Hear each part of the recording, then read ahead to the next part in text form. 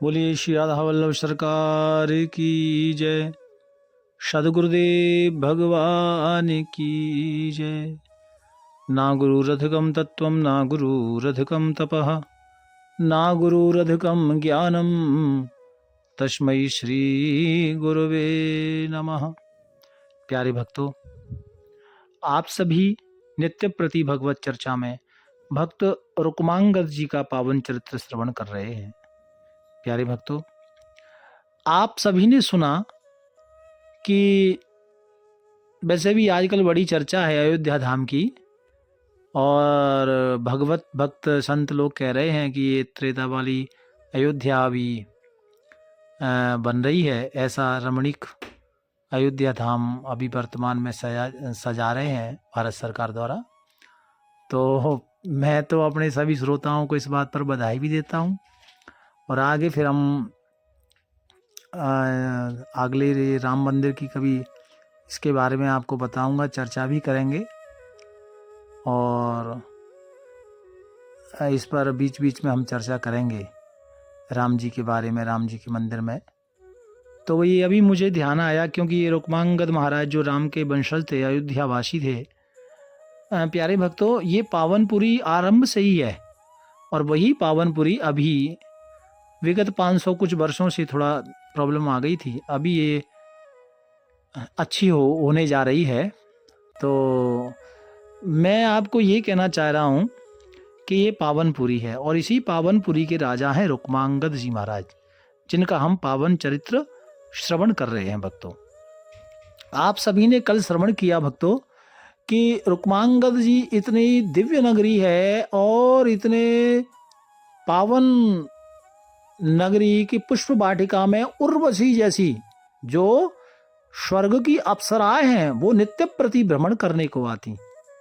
आप सभी ने कल श्रवण किया कि एक वैगन के कांटे से पुण्य क्षीण हुआ, यानी वैगन, ऐसा नहीं कि वैगन ना खाओ, मैं ये नहीं कह रहा, लेकिन एकादशी के दिन जैसे चावल का नियम होता है ना, तो महाप्रसाद हमारे श्री राधा वल्लभ सरकार के यहाँ तो ऐसा नियम नहीं है,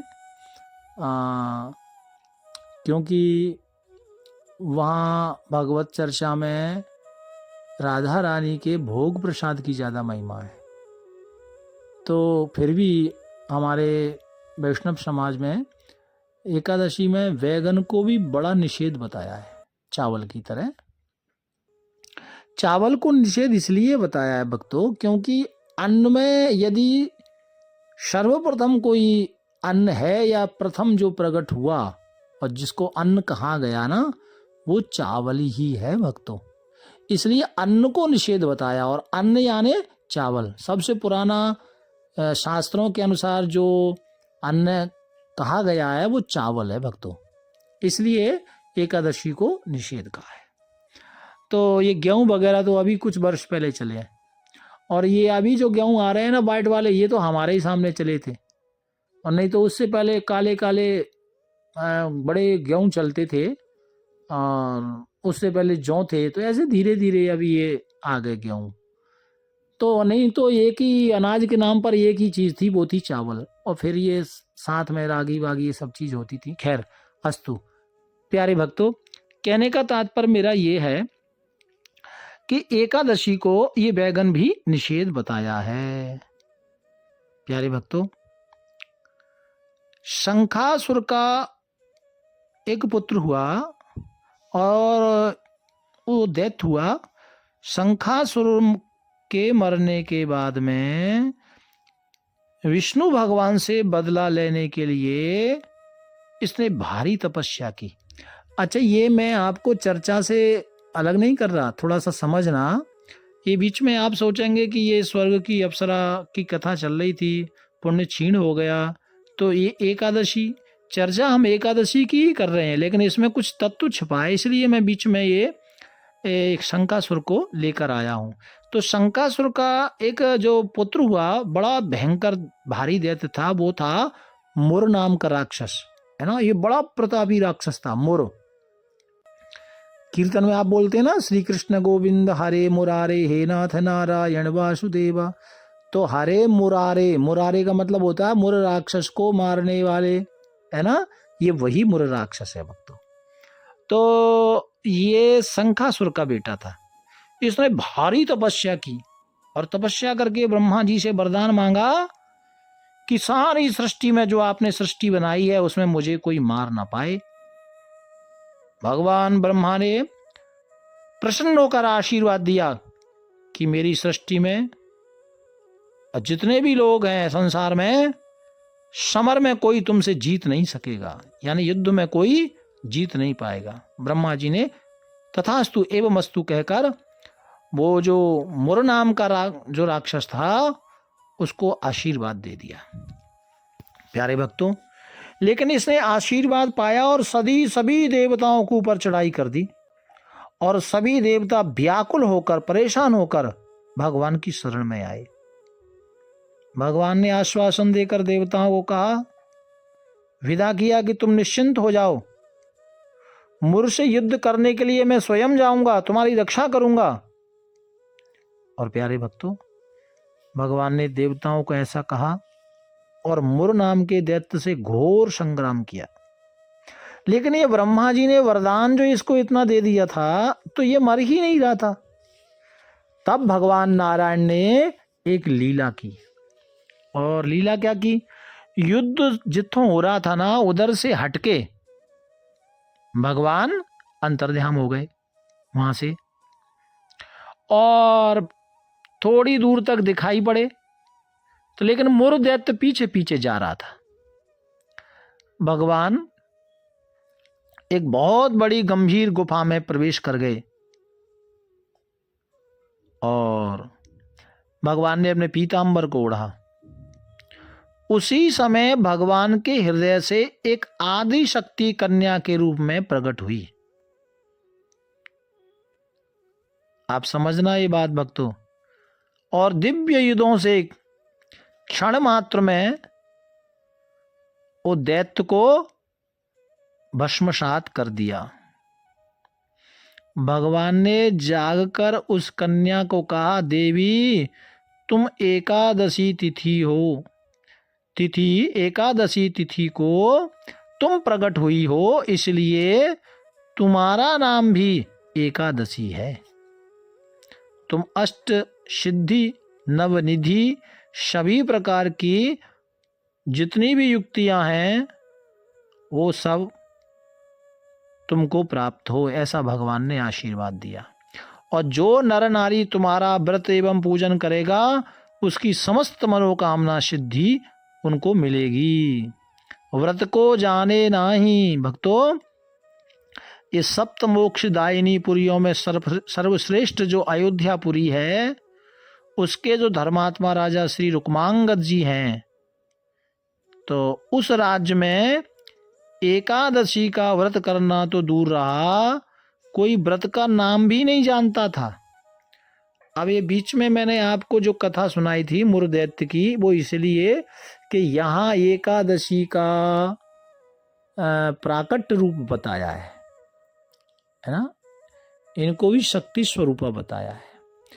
तो अब थोड़ा मैं कल की चर्चा में लेके चलूंगा आपको। कल जब आपने सुना था कि उस अप्सरा ने कहा कि आपके नगर में कोई एकादशी का व्रत करता हो, और उसने तो राजा ने कहा हमारे यहाँ कोई करता नहीं। तो बोले ठीक है, कल एकादशी थी, कोई करता नहीं, कोई गलती से भी भूखा रह गया हो तो उसके हाथ से मेरे ऊपर जल सिंचित कराओ। प्यारे भक्तों, तो जब अब ये हम कल की चर्चा में वापिस आ गए हैं। ये बीच में थोड़ी कथा आई थी एकादशी के लिए, तो वो मैंने आपको ये कथा बीच में आपको सुना दी थी भक्तों। प्यारे भक्तों, कृतयुग सब योगी विज्ञानी कर हरि ध्यान धरे भव प्राणी। अब राजा ने वो अब उर्वशी वो उस अप्सरा को कहा कि ठीक है, आपका तो ऐसा ये क्षति हो गई है, लेकिन मेरे राज्य में व्रत करना तो दूर, कोई एकादशी को भी नहीं जानता। तो राजा ने कहा कोई जानता नहीं, फिर भी कोई कल भूखा है तो मैं प्रयास करा देता हूँ। प्यारे भक्तों, संत लिखते हैं, फेरी नप ढोड़ी सुन बन निकली, लोड़ी भूखी रही, कनौड़ी निस जागी उन मारिए, राजा ढिंग आन कर दियो व्रत दान गई, तियायो उड़ान निज लोक को पधारिए। महिमा अपार देख भूपन बिचारी, आको को अन्न खायता को बांध मार डारिए। याही के प्रभाव भाव भक्ति विस्तार भयो, नयो चोज सुनो सब पूरी ले उघारी। प्यारे भक्तों, तो फिर राजा ने क्या किया? राजा जो रुक्मांगद राजा थे, उन्होंने ऐलान किया कि भाई ढिंडोरा पिटवा दिया कि कल जिसने अन्न ना खाया हो, जल ग्रहण नहीं किया हो, ऐसा कोई मेरे राज्य में कोई बंदा है तो उससे वो मेरे दरबार में आवे, उसको इनाम मिलेगा। ऐसा राजा ने ऐलान करा दिया कि भाई कल किसी ने भी भोजन ना पाया हो, भूखा हो, प्यासा हो, ऐसा कोई राज्य में बंदा है तो राजा के दरबार में आए और राजा उसको इनाम देंगे। प्यारे भक्तों, आगे किस तरह से उस अप्सरा का उसको शक्ति मिली, और फिर एकादशी जो हम लोग रखते हैं ना, ये कैसे एकादशी रखने का नियम बना, ये भी यहीं से चला, अक्सर यहाँ से प्रचार प्रसार हुआ। भक्तों, हम लोग एकादशी का महत्व तो सुनते हैं, हर महीने की एकादशी का महिमा सुनते हैं, लेकिन ये जो बात आप सुन रहे हैं ना कि ये एकादशी कैसे प्रकट हुई और कैसे इनका फिर प्रचार प्रसार हुआ, ये प्रथम बात आप सुन रहे हैं। आगे की चर्चा हम कल करेंगे। भाव प्यार से राधे राधे राधे। राधा